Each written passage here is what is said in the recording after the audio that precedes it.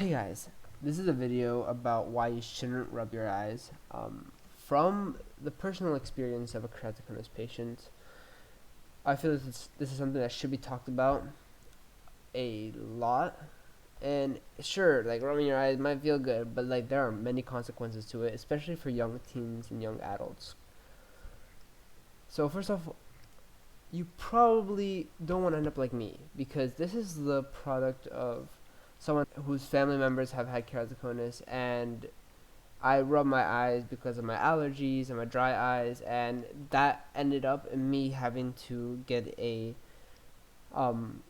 treatment known as cross-linking for my keratoconus to slow it down. Alright, so why shouldn't we rub our eyes? Well, it's relatively simple because the more you rub your eyes, the more stress is placed on the eyes, or specifically the cornea, and this can cause a disorder known as keratoconus, which is where your cornea just bulges forward or outward because it's no longer as strong.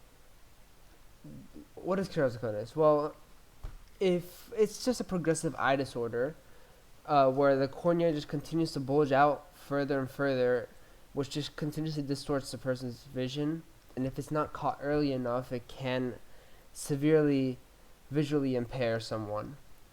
So, what are the causes for keratoconus? As I said earlier, it can be induced, or it can also run in the family, which may have like a thinner or weaker cornea.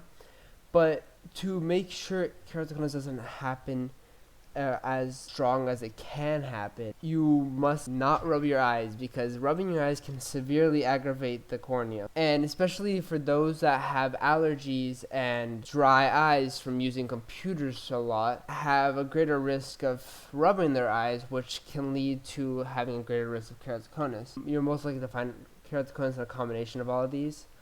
For example, I am also one of those combinations that have suffered a lot.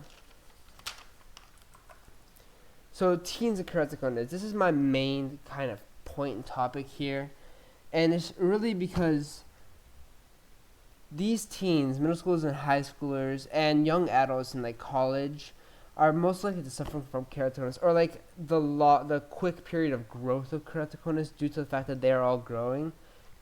So, and it's quite important to take care of keratoconus at a young age, and I know from my personal experience, when I went to middle school, there was a day where we would all go and get our eyesight checked.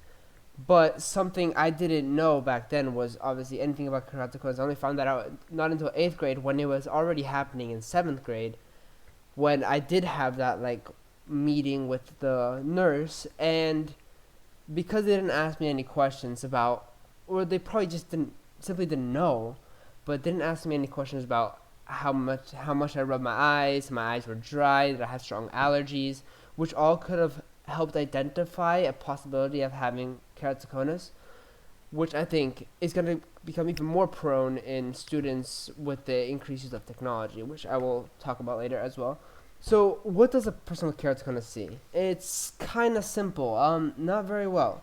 I know from my personal experience, everything's a lot more blurry. The lights at nighttime may be very difficult to see because they can be all distorted and make driving, for example, very difficult and very dangerous for someone with keratoconus. So how can we prevent keratoconus? First off, we can start by just informing people to not rub their eyes, because that is the main factor that makes keratoconus go from just a small disorder that they can possibly fix, that won't be too bad, to a disorder that can be very, very bad, in which they really will not be able to recover from. And of course, if you have any of these symptoms that I have discussed, you should consider going out and talking to an optometrist or an ophthalmologist. Those are the ones that really can diagnose keratoconus, and ask them about it. Talking to school nurses specifically, I think it's very important to reach out and talk to kids to see if they have any strong allergies that lead them to do vigorous eye rubbing, and by doing so, we can prevent a large progression of keratoconus in many young kids.